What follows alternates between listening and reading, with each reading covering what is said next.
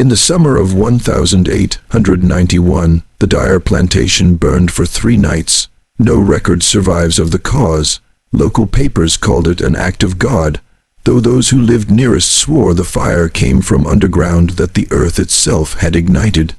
A month before the fire, the census taker for St. Ephrem Parish disappeared. His notebook was found on the steps of the old chapel, open to a single page, all accounted for, except the cellar. For decades, the Dyer name appeared nowhere, erased from ledgers, omitted from state registries.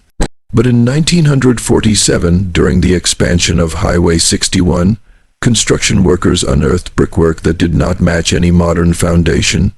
Beneath it, they found iron rings embedded into the stone, and something worse, a small door sealed from the inside. Local authorities ordered the site covered again. No photographs were permitted, but a few frames of silent film believed to be from the original excavations survived in a private collection until 1973, when they too vanished. Tonight, we reopen that ground. This is the forgotten story of the Dyer plantation, the place where no enslaved woman ever ran, until they discovered the breeding cella. If you travel south along Highway 61, there's a town you won't find on most maps. Ephrem, its sign leans in the weeds, letters fading into the same rust. Tread as the soil beneath it. The locals will tell you they don't remember the plantation, or that there never was one. But the graveyard disagrees. Behind the chapel, a splintered white structure eaten by vine and silence, stand 49 unmarked stones, each the same size, the same shape, each sinking a little deeper with every rain. Someone, decades ago, tried to erase them. But the earth remembers what men wish to forget.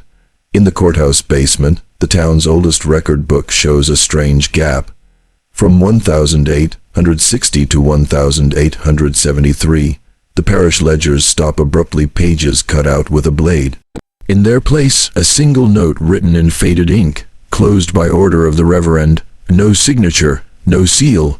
When we asked the town's oldest resident, a woman named Inez Barrow, about the Dyer family, she said only this: they owned more than bodies, they owned silence.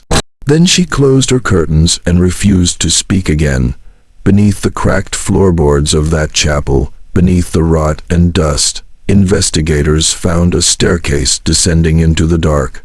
The first 3 steps were wood, the rest stone, older than the building itself. Every town forgets something, but St. Ephrem forgot on purpose.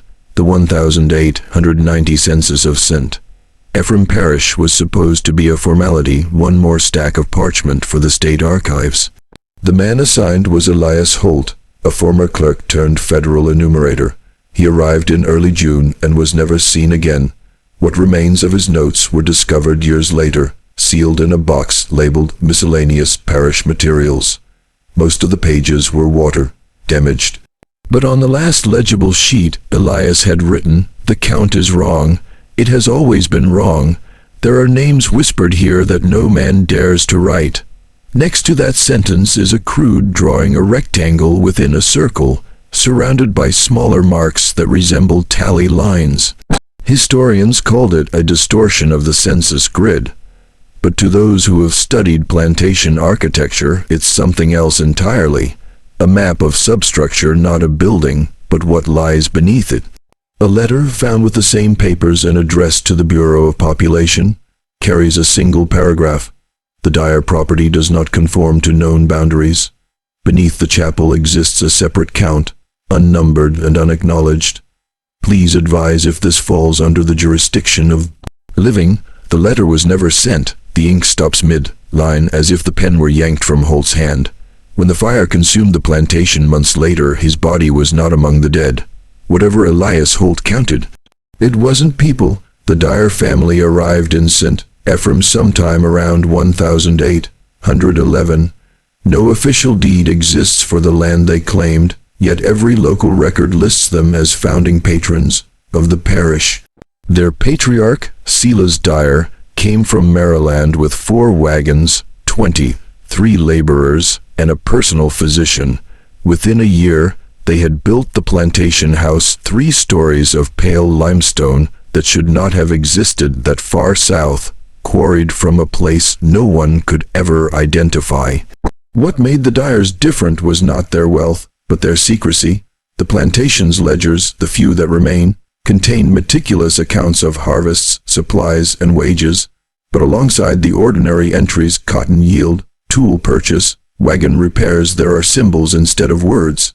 Circles drawn over numbers, vertical marks that multiply toward the end of each year, then reset to 0 every spring. One page, preserved in a private collection, carries the faint impression of something pressed into the paper long ago. A pattern of small rectangles, evenly spaced. When the page is tilted under light, it reveals a word written backward, almost invisible: cella. Historians assumed it referred to a wine cellar. Yet, the Dyers did not drink. They did not host guests. They did not marry outside their bloodline for 3 generations. After the war, the Dyer estate was briefly occupied by the Union's Freedmen's Bureau, who recorded a final inventory of the property. Beneath livestock, a clerk added a strange note: all accounted for, except those listed under breeding.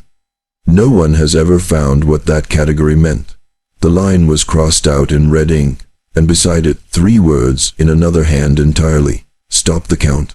The confession was found in 1912, sealed inside a glass bottle buried near the foundation of what had once been the overseer's quarters. The handwriting was jagged, as if written by a man who could no longer control his own hand. The signature at the bottom read Thomas Keene, overseer to the Dyer Plantation from 1856 until the spring of 1864. Keene's confession begins not with guilt, but with fear. He writes that he could not sleep for months, that the walls of his quarters breathed like lungs. He describes hearing movement beneath the floor at night, slow, rhythmic, never ceasing. He believed at first it was the sound of the rats, but then he realized the noise continued even when the room fell silent, as if the air itself carried it. He tells of Silas Dyer's nightly visits to the chapel. Each time, the old man carried a lantern and a key ring with only one key. He would descend the narrow stairway behind the pulpit, remaining below for hours. When he returned, his clothes were damp, his hands trembling. Keene was forbidden to follow, but he admits that he did. I thought it a cellar. He writes, I thought it no more than a root store, but the air was wrong. Heavy, it moved without wind. The last page of the confession is almost unreadable, soaked through with what appears to be salt water. Only a few lines remain legible. They said no woman ever ran because none could leave what lies below. They are born again, and again. The Dyers called it mercy. I call it damnation. Keene hanged himself from the bell tower 2 days later. The church bell cracked that same night, and no one in St. Ephrem ever rang it again. When the first archaeologists arrived in St. Ephrem, they didn't come to study the Dyer plantation. They came for the river. The parish council had approved a small dam project, and the university sent a team to survey the soil. The lead researcher, Dr. Miriam Cross, wrote that the earth itself felt disturbed. The ground sank unevenly, as if something beneath it was breathing. Her notes from the first week sound routine: clay density, moisture, trace minerals. Then the language shifts. She begins recording what she calls suboral phenomena, off tones heard only when the soil was turned over. Workers thought it was machinery or wind moving through the trees, but Cross insisted it came from the ground. She wrote that each tone changed when touched by metal, like a response. On the 9th day, the team uncovered a thin layer of black sand mixed with ash. Embedded within it were fragments of bone, each piece polished smooth as though handled often. There were no signs of fire damage above this layer. The ash had come from below. That night, one of the workers, a man named Daniel Rhodes, began shouting in his sleep. He said the dirt was whispering names. The others laughed at first, until he started saying their own. By morning, he had walked barefoot to the old chapel site and was found kneeling beside the collapsed stairway. His hands were sunk wrist deep into the mud. Dr. Cross ended her report with a single sentence: the soil is not dead. It remembers movement. She sealed her journals and resigned from the university 3 days later. Her samples were never catalogued. When the state resumed the highway project, they poured concrete over the dig site. Within a year, the new road began to crack.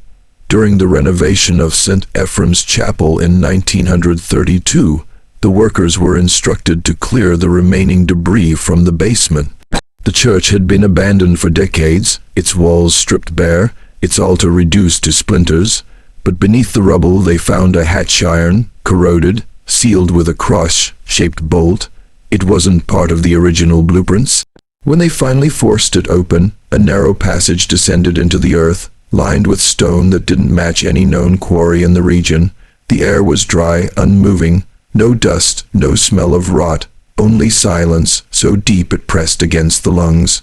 At the end of the passage stood a small chamber, square and low, with shelves carved directly into the walls. On each shelf rested a small object, a wooden toy, a scrap of cloth, a pair of shoes too small for any adult foot. None of it made sense until one of the workers noticed the marks etched into the stone behind each shelf. Names, dozens of them, written in a childish hand. The parish registry listed no children buried there. The official explanation described it as a memorial alcove of unknown origin. Yet when historians examined the handwriting decades later, they found something impossible. Every name was written by the same hand. One worker, interviewed years afterward, said he heard laughter echoing through the tunnel as they left the chamber. He swore it wasn't the sound of children playing, but of something trying to imitate them. That man quit the project that same night and refused to re-enter the town. The chamber was sealed again under orders of the diocese. They poured cement over the hatch, built a new floor, and held a single mass to sanctify the ground. No one spoke during the sermon. 2 years after the chapel's renovation, a map surfaced in the archives of the county surveyor's office. It was unsigned and drawn on parchment older than the town itself, its edges brittle and stained. The layout was familiar: fields, main road, the river bend. But there was something else, a pattern of circles beneath the land, concentric and perfect, labeled only with Roman numerals. Historians assumed it was an early irrigation design. Yet the measurements were far too precise, extending deep below the surface. At the center of the lowest circle was a single word almost erased: mater. When compared to the known structure of the plantation, the map aligned exactly with the chapel's location. But the circles reached far beyond it, connecting to what would later become the orphanage, the courthouse, even the hospital built in 1908. Every building of authority in St. Ephrem stood on one of those rings. A young archivist named Paul Arnott began cross-referencing the survey data with parish property deeds. He noticed that the Dyer family name reappeared, disguised under different spellings: Dar, Deer, Der, each linked to donations of land or funding for public institutions. The same family that vanished after the fire seemed to have built the town that replaced them. When Arnott traced the final circle, the outermost one, he found that it passed directly beneath the river, ending at a small island used only for grazing. No structures, no roads, nothing but reeds. He visited it once alone, carrying a copy of the map. His notes stop after a single sentence: "The ground hums here. The pattern is complete." Arnott disappeared the following week. His body was never found, but his boots washed ashore 5 miles downstream, stuffed with river sand and folded pages of the map inside each heel. You said, a month after Paul Arnott's disappearance, the county clerk received a parcel with no return address. Inside was a small iron key wrapped in oilcloth and a slip of paper bearing 3 words: "For the cella." The clerk, not recognizing the reference, placed the key in an evidence drawer where it remained for years. In 1947, when state engineers returned to stabilize the collapsing highway, that same drawer was opened by a maintenance inspector named William Trent. He described the key as strange, too heavy for its size, its teeth cut in uneven intervals like a rhythm rather than a pattern. Out of curiosity, he kept it in his pocket. Later that week, Trent joined a survey team working near the ruins of the old plantation. During a lunch break, he wandered to the site of the burned chapel, where the ground had begun to sink again. There, half buried in the dirt, he saw what looked like the outline of a small door. Metal, circular, almost like a vault. In the center was a lock, and carved above it, faint but legible, was a single word: mater. Trent inserted the key. It turned too easily, as if the lock had been waiting. A sound followed, low and deep, like air escaping from lungs after years of holding breath. The ground trembled. His co-workers found him minutes later, standing motionless before the door, his boots sunk an inch into the soil. When they tried to move him, he resisted, whispering something none of them understood. The foreman recorded only fragments. They're still counting, below.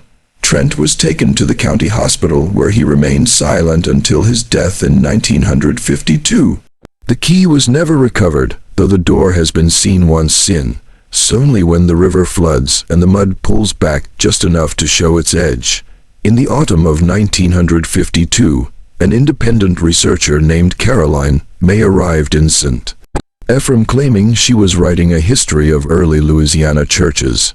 She had read fragments of the Dyer files and believed the stories of hidden chambers were exaggerated folklore. The locals wouldn't speak to her, but she gained permission to inspect what remained of the plantation grounds before the winter rains came. Her diary, later recovered from the parish library, describes her first descent beneath the chapel. The concrete poured in 1932 had cracked from flooding, leaving a narrow gap that opened into darkness. She carried a lantern, rope, and an old tape recorder. The first few pages are calm measurements, sketches, soil descriptions, but by the fourth entry, the tone shifts. She wrote that the air was colder than any underground space should be, as if the heat was being swallowed.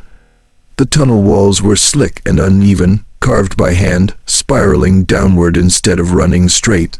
She heard faint tapping, steady, deliberate, coming from below. She assumed it was water until the rhythm changed to match her footsteps. At a depth she estimated near 50 feet, the spiral opened into a wide stone chamber. In the center stood an altar of black limestone, perfectly smooth except for a single groove worn into its surface. The groove, she noted, was shaped not by tools but by repetition, something laid there again and again for years.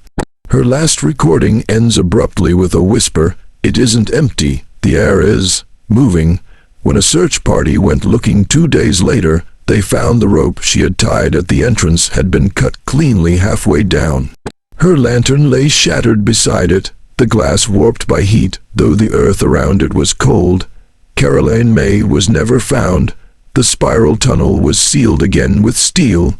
Years later, in 1961, a group of amateur historians unearthed fragments of a journal belonging to Reverend Elijah Dyer, a descendant of the plantation's original family.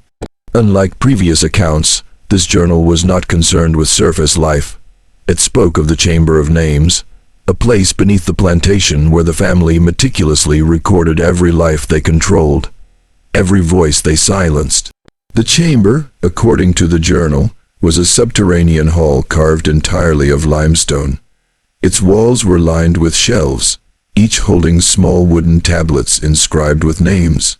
At first, Reverend Dyer's entries speak of the chamber in clinical terms, noting that the tablets were categorized by birth year, parentage, and a strange sequence labeled Itram, meaning again. He makes no mention of who lived or died there, only that the repetition was essential. As the entries progress, his tone changes. By 1854, he writes that the tablets move when unobserved, that the names whispered themselves at night, echoing through the limestone like 1,000 small voices. He admits to hearing children laughing in patterns no one had taught them, and adults speaking words in voices that were not their own.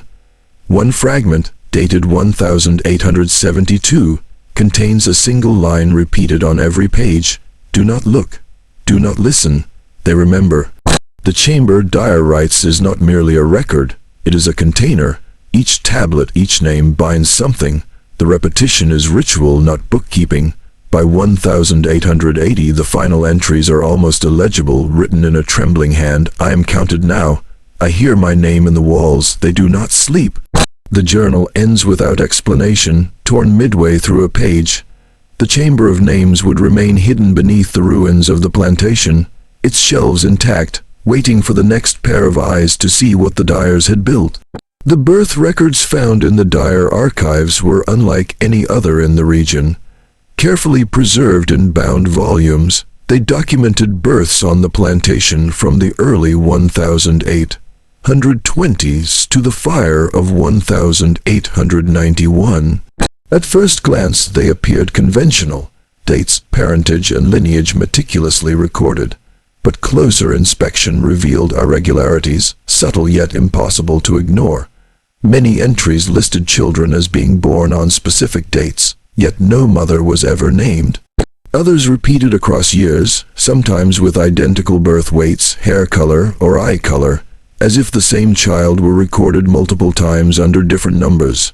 Some pages carried annotations in Latin, often only a single word, iterum, meaning again. The margins contained more disturbing notes. The scribbles referred to preparing the vessels and continuing the line. But the language was clinical, almost mechanical, stripped of human warmth.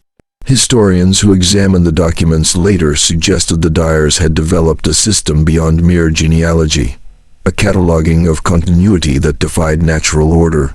One of the last pages lists a birth in 1889 with a mark that doesn't correspond to any conventional entry. A tiny rectangle crossed diagonally with a small inscription beneath it, Mater. It is the only entry to include the word, and the significance was lost until the excavation decades later revealed the underground chambers beneath the chapel. The birth records show more than lineage, they reveal intent. They demonstrate an obsession with preservation, repetition, and control. In these pages, the dyers were not merely recording life, they were manipulating it, creating a system that extended far beyond the visible plantation, stretching into the structures, streets, and institutions of the town itself. Every scholar who touched these records felt it, the sense of a presence lingering in the ink, as though the names themselves watched and remembered. It was a catalogue of life, yet it contained no living voices. The archivist who catalogued the dyer records in 1974 left behind more than just organized files. Her notes, bound in a leather journal, carried warnings that no one took seriously at the time. She described the documents, maps, and fragments of journals with meticulous care, but interspersed among the entries were passages written in trembling script, almost like a confession. She begins by recounting her first encounter with the birth records and the Chamber of Names. At night, alone in the dim archive room, she heard whispers echoing through the stacks, voices faint but urgent. They were not in any language she recognized. Sometimes she thought she heard her own name called softly, always from a corner she had just left. Her warning becomes more insistent as the journal progresses. She notes that certain documents, when laid out in sequence, form patterns, almost like a map leading downward. The more she traced the connections between property deeds, birth records, and the Dyer family ledger, the more she felt a weight pressing from below. She writes of dreams that continued after her work, where she would descend a spiral staircase and find herself in a stone chamber lined with tablets, each engraved with names she did not know but recognized immediately. The voices there repeated her own words, sometimes questioning, sometimes commanding. Her final entry is a single line, scrawled across the bottom of the page. Do not follow the paper. They wait in the margins. Shortly after submitting her catalogued work, she vanished from the city. Her apartment was found empty, the only evidence left behind a single Dyer ledger, open to the page marked Mater. No one has seen her since, and the archive now contains a note advising future researchers not to examine the Dyer documents alone. Even decades later, the air around the ruins of the Dyer plantation carries a peculiar resonance. Locals speak of it only in whispers, calling it the lullaby that should not exist. It is said to rise at dusk, faint and distant, a melody that evokes both comfort and dread. No instrument is ever seen, no human voice can be traced, yet anyone who hears it feels compelled to approach the ground where the chapel once stood. Investigators who recorded the sound decades later noted its uncanny structure, a simple, repetitive rhythm, like a mother singing to a child. But beneath the surface, the melody warps, stretching into frequencies that unsettle the listener's balance, provoking memories of things they cannot place. The pattern corresponds eerily with entries in the birth records. Every note seems to match a name inscribed in the Chamber of Names. One researcher wrote that it felt as though the lullaby itself was counting, iterating, binding the past to the present. Those who tried to record it often found their equipment malfunctioning, tapes erasing themselves, microphones picking up only static.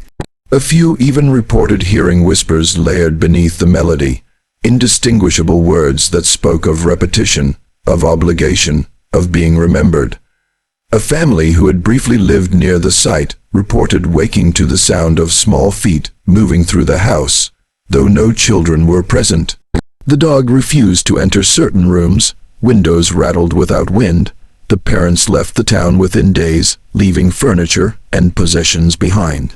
Historians have theorized that the lullaby is not merely a sound but a residual memory, embedded in the soil and stone, a trace of the rituals performed in the subterranean chambers. It is a warning, a call, and a record all at once. Those who hear it are never quite the same. They are touched by something ancient, something unrelenting, something that insists on remembrance. The fire that consumed the Dyer plantation in the summer of 1891 was never fully explained. Contemporary reports in the newspapers were sparse, vague, and contradictory. Some claimed a lightning strike, others suggested a cooking accident. Yet survivors and neighbors remembered something far more unsettling. The flames appeared to rise from the ground itself.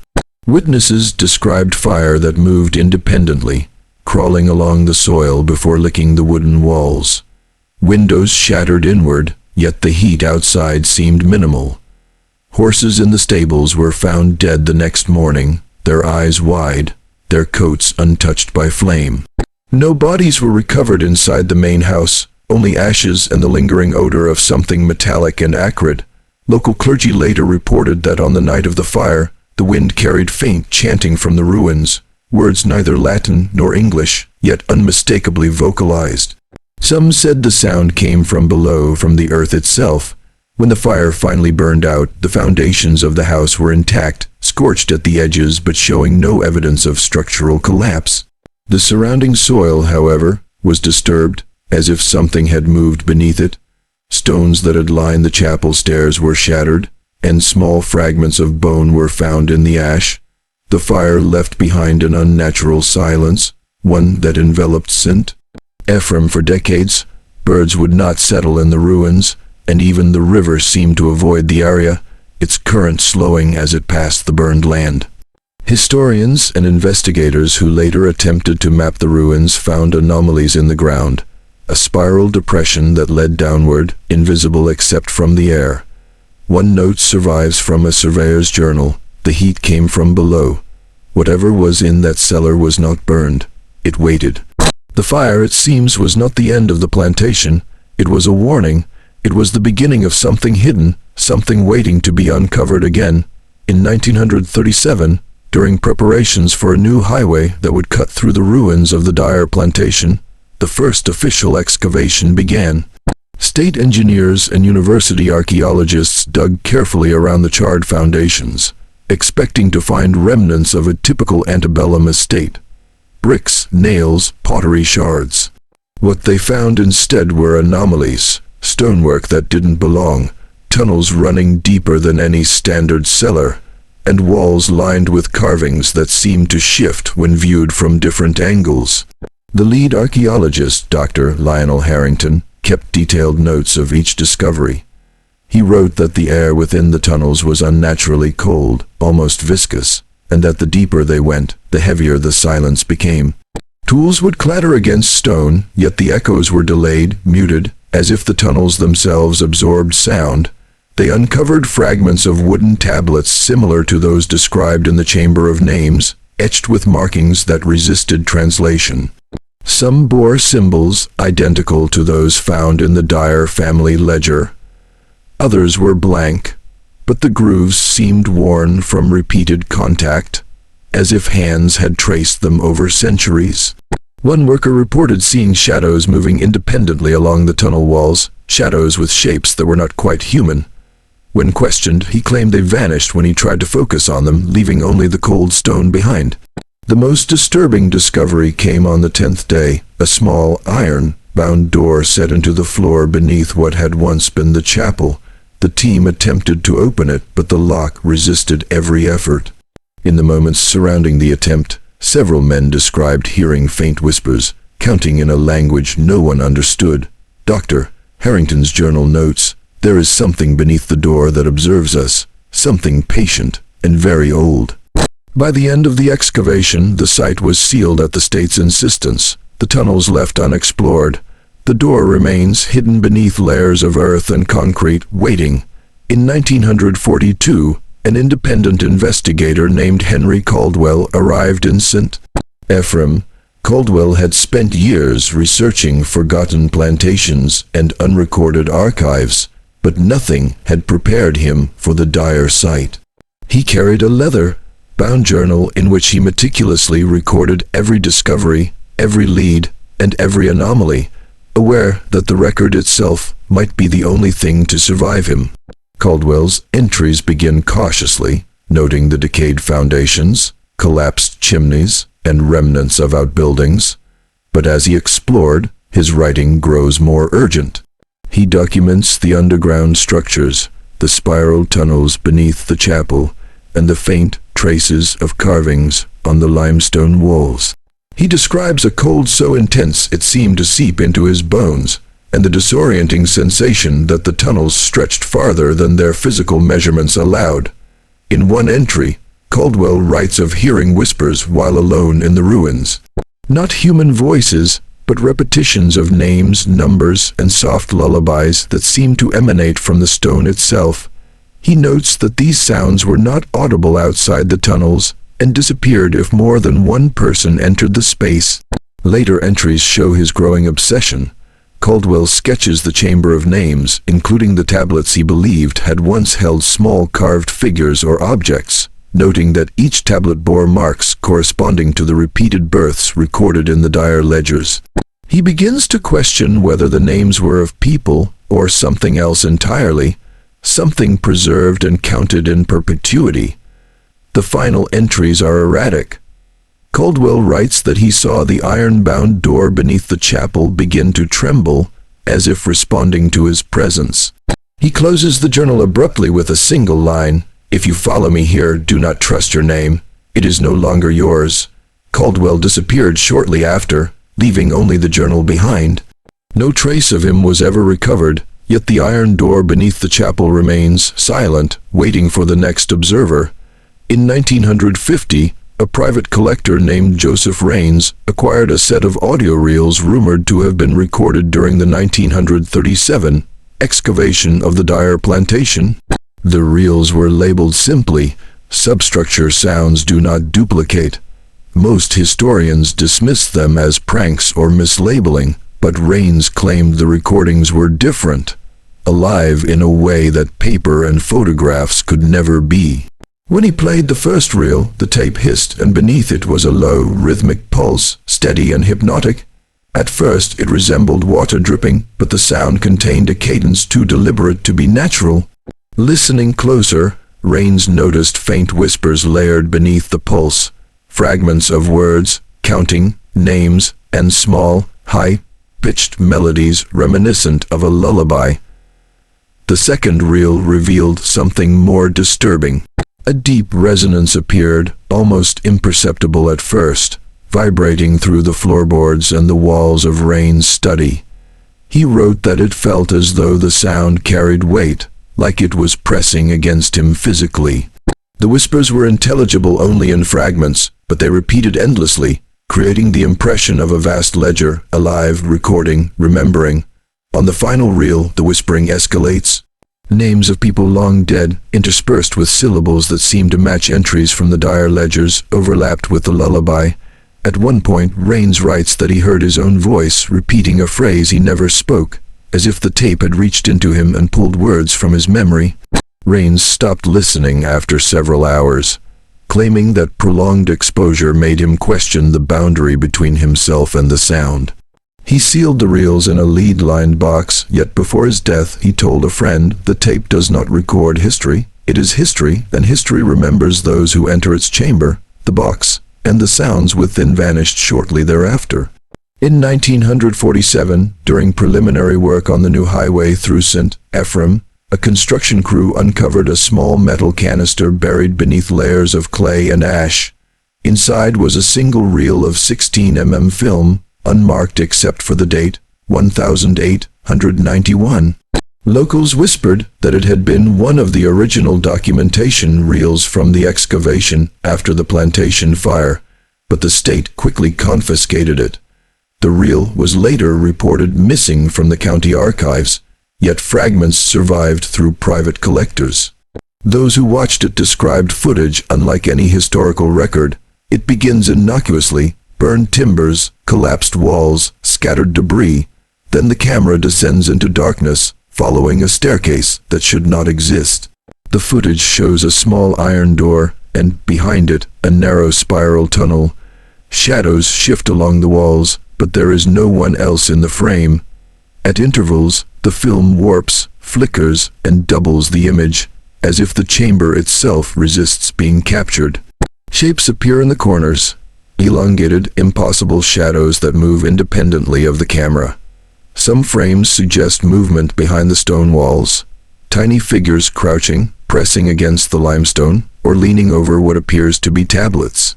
Whispers can be faintly heard if the audio is amplified, though attempts to enhance clarity make the sound unintelligible, almost maliciously so. One historian who viewed the reel in private described the final 10 seconds as unbearable. The iron door trembles, then the tunnel seems to expand endlessly downward. A faint glow illuminates rows of shelves filled with objects too small to identify. And beneath it all, the faintest hum of counting. Steady, eternal, and inescapable. The reel disappeared from that historian's possession the following week. No one has ever seen it since. Those who claim to have touched it report a lingering unease, a sensation of being recorded, catalogued, and remembered by the unseen presence beneath the plantation. The return begins not with a person, but with the land itself. In the spring of 1950, after decades of being ignored, the Carver Plantation rose from the edges of memory like a wound refusing to heal. The town of St.